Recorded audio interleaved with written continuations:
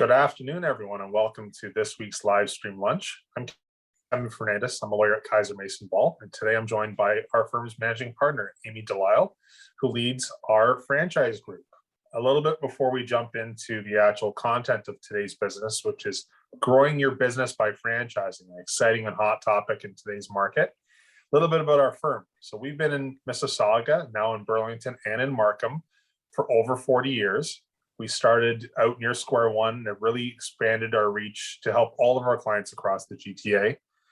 We are a business law firm. So whether you're starting a business, growing a business, have unique issues and challenges that a business owner might have around family law issues or wills and estates, construction law, so on and so forth, we're here to help you.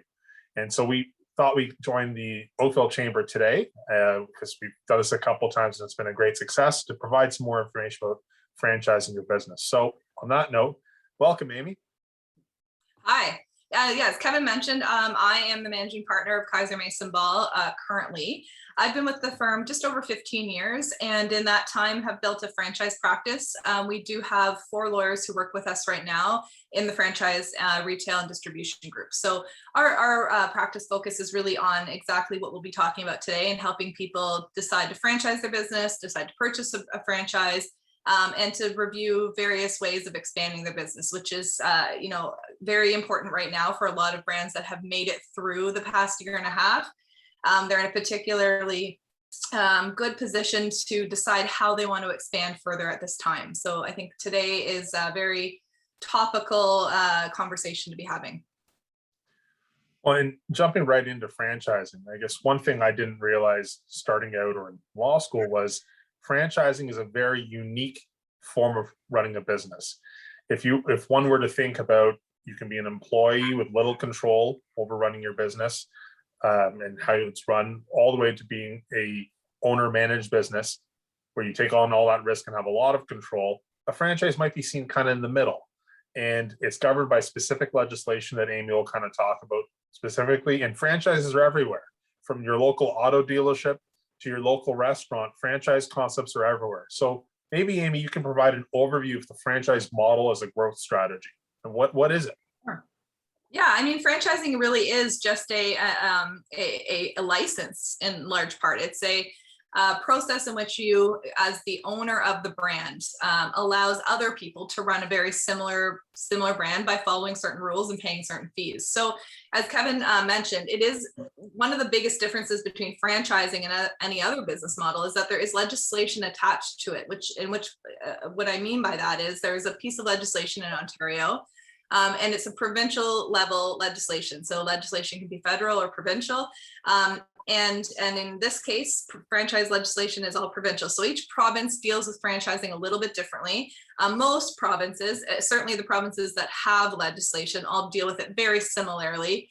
Alberta, BC, certain provinces in the Maritimes, Quebec does not have legislation. Saskatchewan does not have. Manitoba does. So it depends. But in Ontario, which will be the focus of the conversation today, there is a franchise legislation, and that really does a couple of things. And like I said, each province that has legislation follows the same very similar rules. And by that, what I mean is you are required to provide disclosure as the franchisor. So when you enter into a franchise as a franchisee, as opposed to another business model, you'll be getting some information up front to help you make that decision.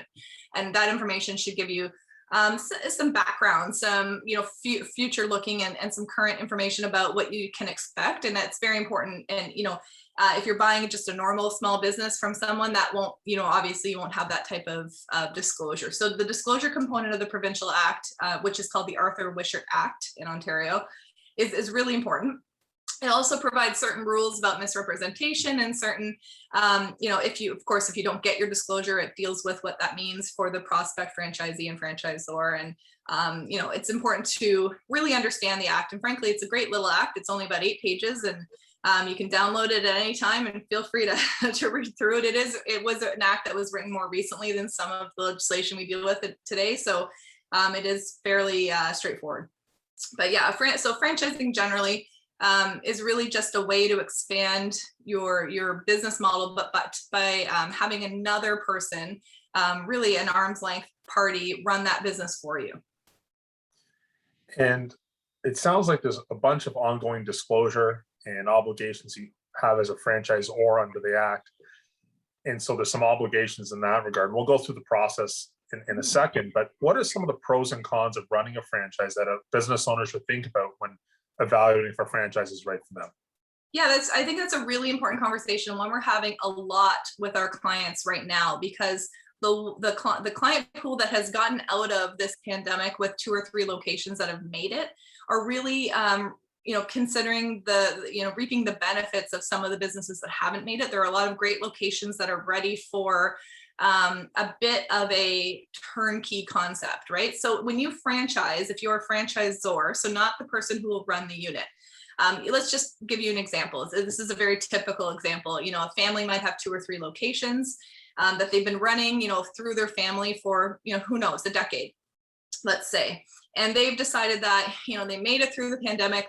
A lot of people have been asking if they're going to expand into, Niagara, Guelph, Barrie, wherever, maybe they're right in Oakville right now, or,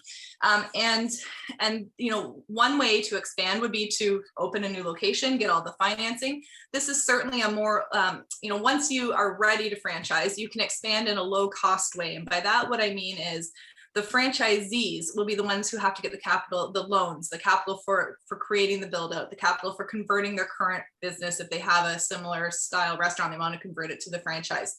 All of that cost and that the build out and that time and effort is the franchisees, not the franchisors.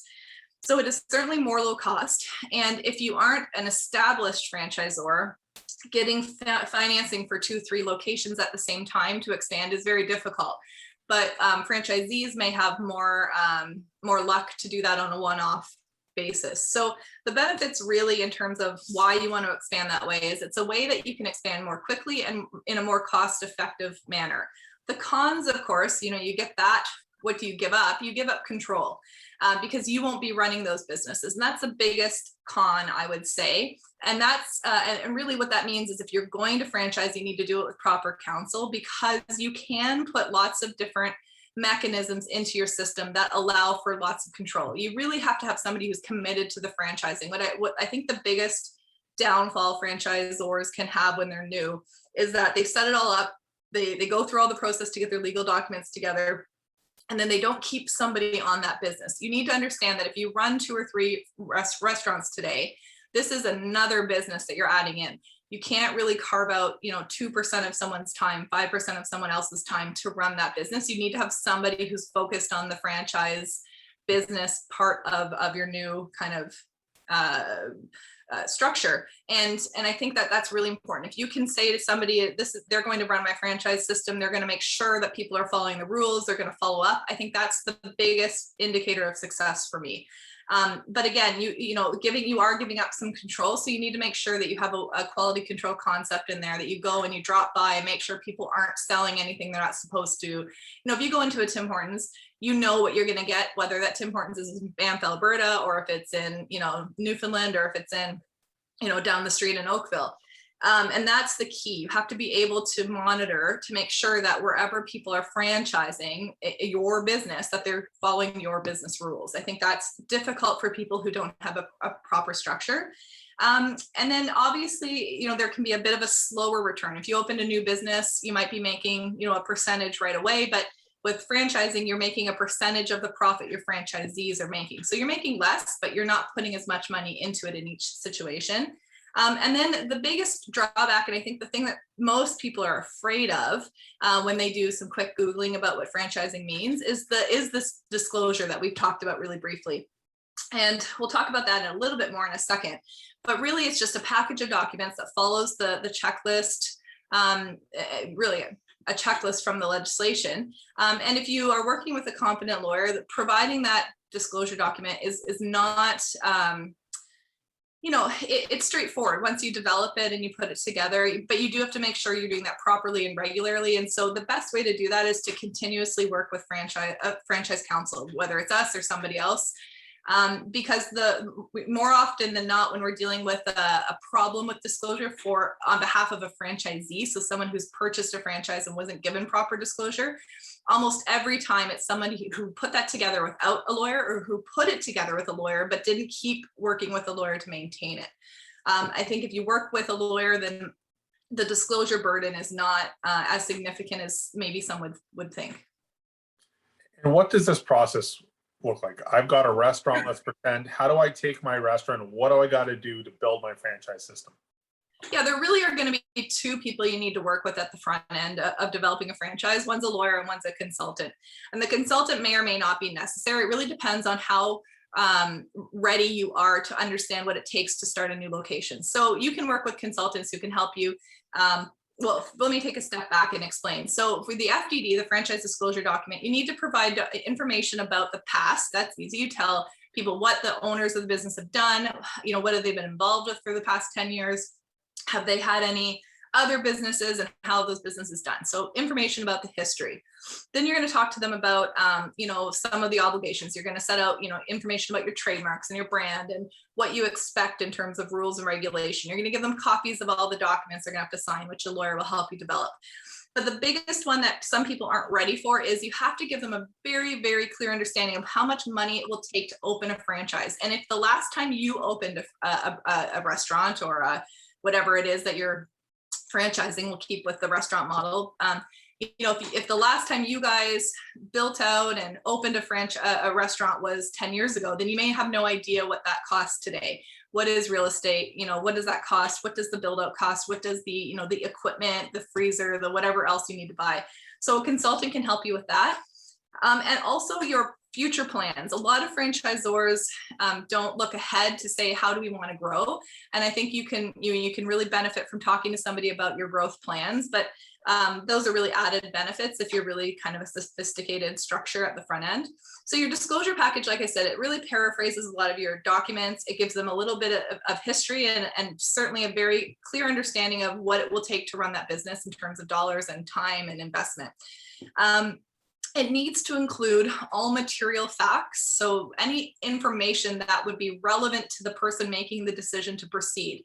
And if they don't get a clear understanding of those facts, they can rescind the contract, which means they can say that they want to be put back into the place they would have been had they not proceeded with the contract. And so that means a return of funds. It can mean a canceling of confidential information and whatnot. So it's really important to get that right. And that the disclosure document can be, it will always be developed with a consultant or a lawyer. I highly recommend with a lawyer. And then you have your agreements. You'll develop a franchise agreement. And that really is just the rules of engagement between you and the unit owners going forward. What do they have to do? What do they have to give you, to prove what they're making? How much money do they have to pay you for things like advertising, for things like royalties? Do they have to pay you a tech fee for a website use? Are they allowed to use social media? Are they not allowed to use social media? What happens if they want to sell the franchise? So all those types of rules would be in a franchise agreement. And one really great place to start looking for information is the Canadian Franchise Association. I'm very involved with the Canadian Franchise Association. I recommend strongly to all of my new franchisors that they really can get involved. It's a very, very great forum for information. They have lots of webinars. They have lots of really expanding from not just legal, but also accounting advice, marketing advice, tons of operational advice. So I think the key, if you really decide you want to franchise, it's not difficult. You just really have to sign up with either a consultant or a lawyer, and they're going to let you know what your next steps are. You create your package, your document package, and your disclosure, and you can start, passing that out and providing that to prospects. There is a very specific way of doing that. And the legislation is what governs that. So it is important to do this with somebody who knows the rules. But aside from that, it is really no different than any other commercial arrangement.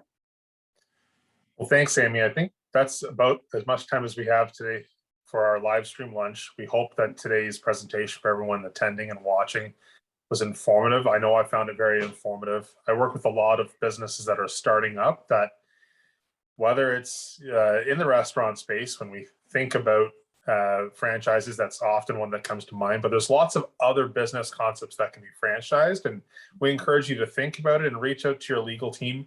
We at Kaiser Mason Ball focus on business owners, and we have a specialized franchise law team. So if you have questions, don't hesitate to check out our website. There's a lot of great resources on there. Canadian Franchise Association, and most importantly, have a great Thursday. and enjoy your long weekend. Take care, everyone. Bye-bye. Thanks.